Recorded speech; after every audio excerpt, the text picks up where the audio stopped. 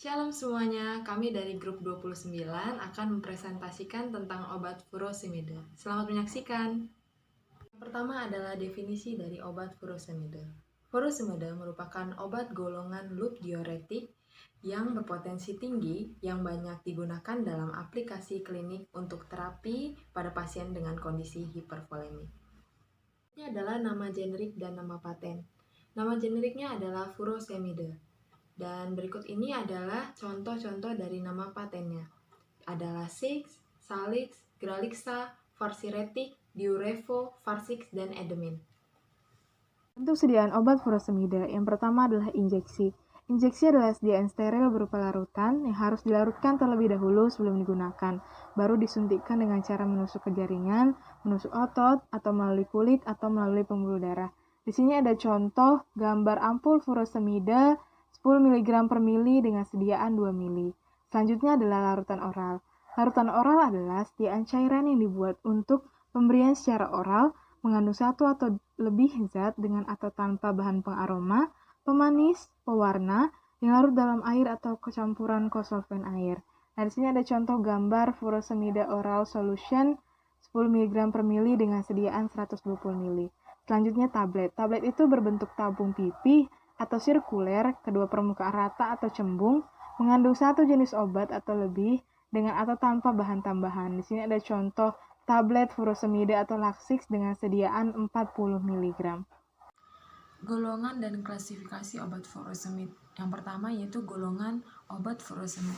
Obat furosemid tergolong dalam loop diuretik karena obat ini bekerja pada loop of Henle yang memiliki efek diuretik yang sangat kuat yang menyebabkan hilangnya air, sodium, dan potasium. Yang kedua yaitu tergolong obat keras karena apabila obat ini dikonsumsi harus sesuai dengan resep dokter. Yang kedua yaitu klasifikasi obat furosemid. Yang pertama bekerja pada sistem kardiovaskular yaitu sebagai obat tekanan darah, misal pada penyakit hipertensi. Yang kedua yaitu bekerja pada sistem renal yaitu sebagai obat diuretika, misalnya pada penyakit ginjal, penyakit edema paru, edema yang berkaitan dengan CHF, dan penyakit lainnya. Selanjutnya, kita akan membahas tentang indikasi dan kontraindikasi dari obat furosemid.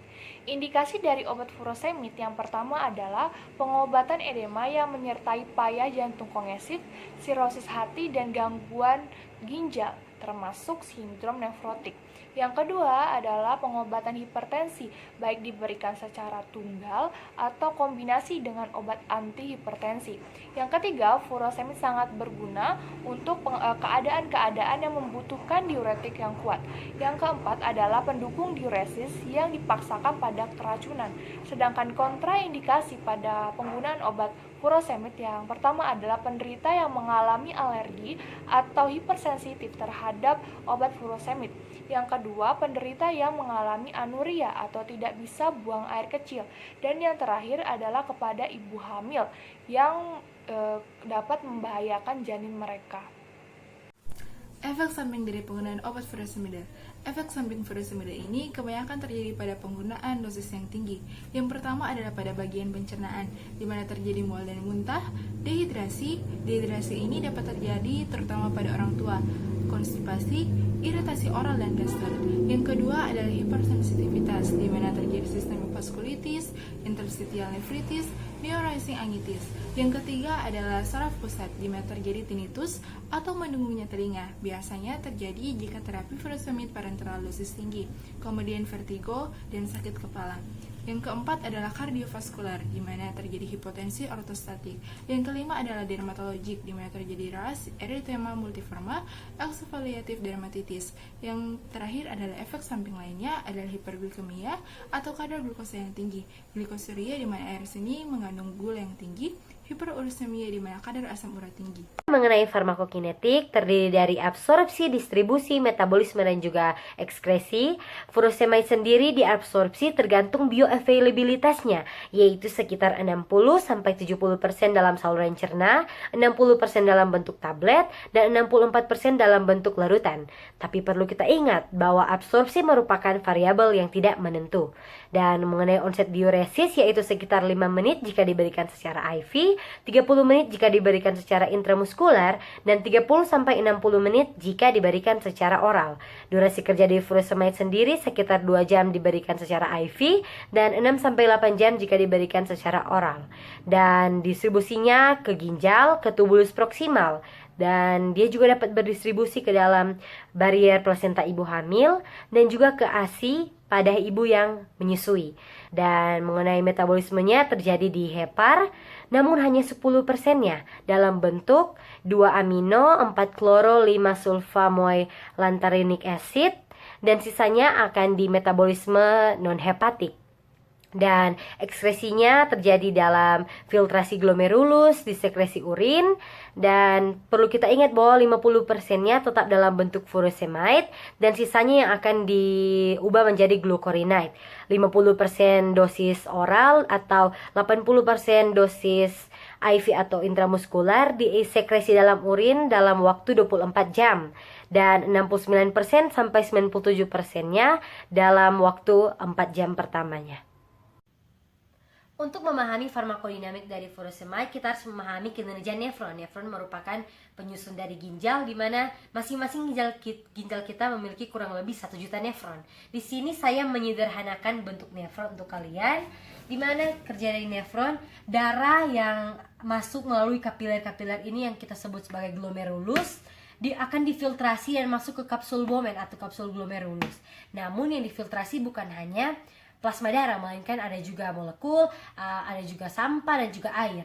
Hasil filtrasi tersebut akan berjalan melintasi tubulus contractus proximal, loop of Henle, tubulus distal, collecting duct, sehingga dia menghasilkan yang kita tahu bersama sebagai urin.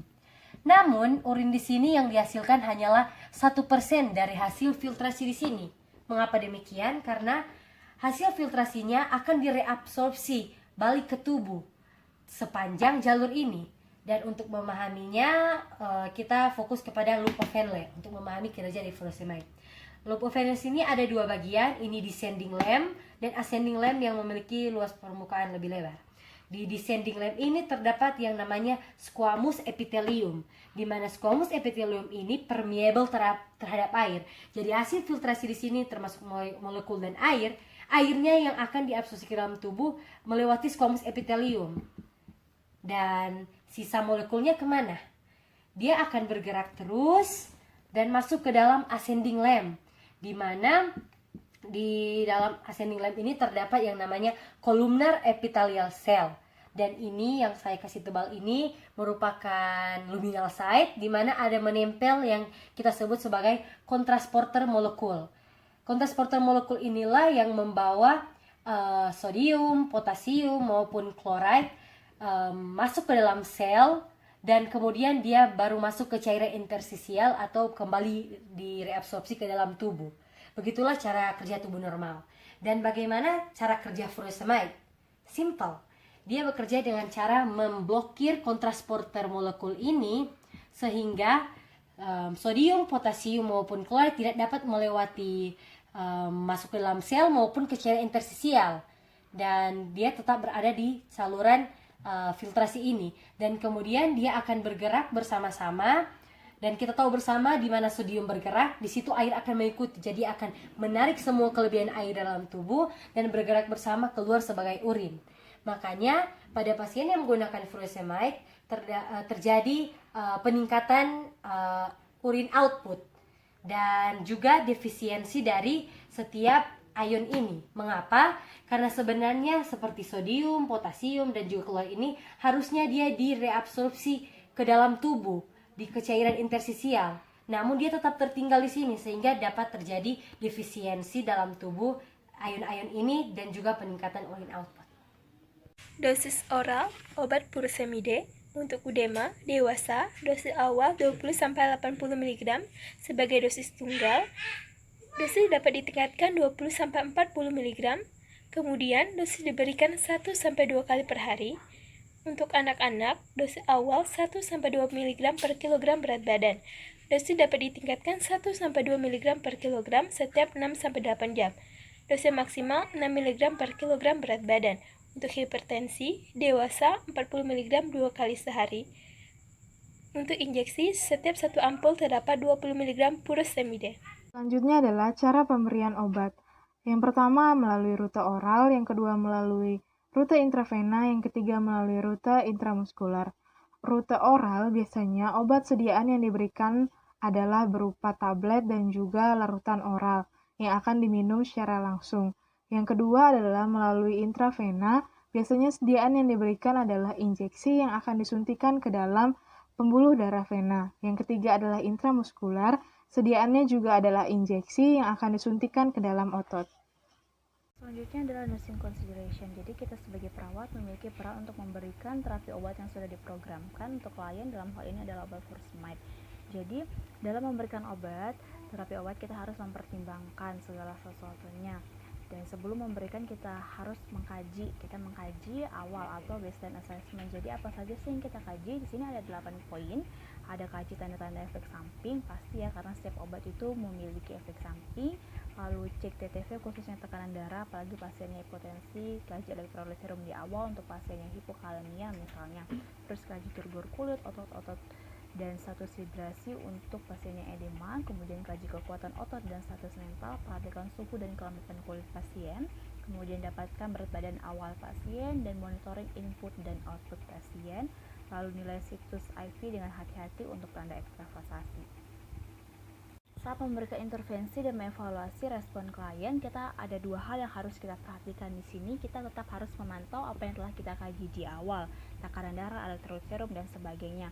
Lalu yang kedua, kita mewaspadai jika ada perubahan terhadap pengkajian awal, misalnya hiponatremia dan hipokalemia. Misalnya hiponatremia ini dapat menyebabkan rasa kehausan, bingung, dan kulit pasien jadi dingin dan lembab. Kemudian hipokalemia ini dapat menyebabkan perubahan kekuatan otot, tremor, kemudian kram otot, bahkan perubahan status mental dan penyakit jantung. Jadi sangat-sangat penting untuk diperhatikan. Jadi setelah kita memberikan terapi furosemide kepada klien, ada beberapa hal yang harus kita edukasi kepada klien. Minta klien untuk melaporkan jika merasakan jantungnya berdebar-debar, kemudian edukasi klien pasien untuk makan makanan yang tinggi kalium, dan edukasi kepada keluarga pasien maupun pasien itu sendiri untuk sebisa mungkin menghindari sinar matahari secara langsung, karena kulit pasien dengan terapi furosemide ini lebih sensitivitas terhadap sinar matahari. Nah, kita juga mengharapkan adanya peningkatan volume buang air kecil pasien. Jadi hal-hal tersebutlah yang harus kita beritahu kepada klien, baik pasien maupun keluarga, setelah kita memberikan terapi obat furosemide. Indeks keamanan kehamilan pada obat furosemide yaitu kategorinya C. Yang dimaksud di sini adalah hanya boleh diberikan pada wanita hamil jika besar manfaat yang diperoleh melebihi besar risiko terhadap janin, karena dapat berdampak buruk pada janin. Special precaution di sini ada 6. Yang pertama, pasien dengan gangguan elektrolit seperti hipokalemia, hiponatremia harus diperhatikan pemberian furosemide. Pemantauan yang cermat terhadap elektrolit diperlukan selama terapi karena diuresis dapat menyebabkan ketidakseimbangan elektrolit. Yang kedua, diuresis dapat menyebabkan dehidrasi dan pengurangan volume darah. Oleh karena itu, diperlukan pemantauan yang ketat untuk keseimbangan. Yang ketiga, otosis test atau gangguan pada fungsi pendengaran dan keseimbangan dapat terjadi karena pemberian furosemide dengan dosis yang terlalu tinggi secara cepat. Yang keempat, melakukan pengecekan pada pasien yang alergi terhadap sulfonamid, karena kemungkinan pasien juga akan alergi terhadap furosemide. Yang kelima, menghubungi tenaga kesehatan profesional segera jika muncul tanda-tanda seperti ras, kelemahan, otot kram, usea, sakit kepala. Yang keenam, melakukan terapi lain untuk penyakit hipertensi, contohnya olahraga, konsumsi sodium, kurangi stres, konsumsi alkohol, dan berhenti merokok. Ini adalah beberapa referensi dari yang kelompok kami ambil. Ini adalah nama-nama anggota kelompok kami. Sekian dari presentasi kami kali ini tentang materi obat furosemid. Maaf bila ada salah kata. Terima kasih. Shalom.